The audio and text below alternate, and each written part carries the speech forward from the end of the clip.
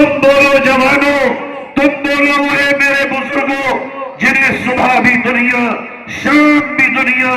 دن بھی دنیا، رات بھی دنیا ہے،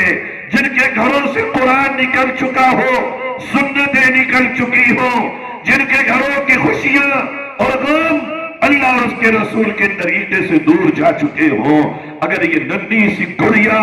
رب ذوالجلال کی عدالت میں تجھ سے اور مجھ سے سوال کرے گی، کیا تیرے میرے پاس اس کا کوئی معقول جواب ہوگا جو اللہ کو دے سکے گا؟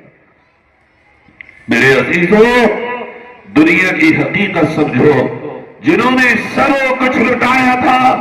یا تو گزرے ہوئے دور میں وہ صحابہ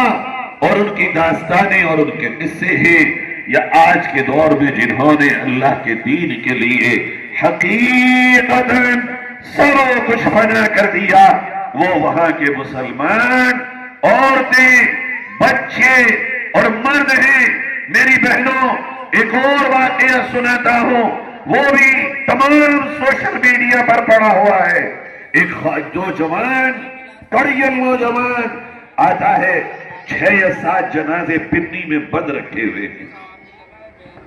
وہ بہنیں جو جوان ہیں، وہ دل کے کانوں سے سنو میری بات، رسمی تقریر نہیں کر رہا ہوں، اپنا دل کھول کے رکھ رہا ہوں تمہارے سامنے، وہ سچائی دکھانے کی کوشش کر رہا ہوں جو اگر آج نہ دیکھی تو دنیا اور آخرت کی تباہی سے تمہیں اور مجھے کوئی نہیں بچا سکے گا۔ وہ نوجوان آتا ہے، 7 غالباً جنازے ہیں، سب سے پہلے ماں کے والد کے جنازے پہ آتا ہے، کہتا ابا مجھے یاد ہے کبھی میں نے آپ کی نافرمانی نہیں کی،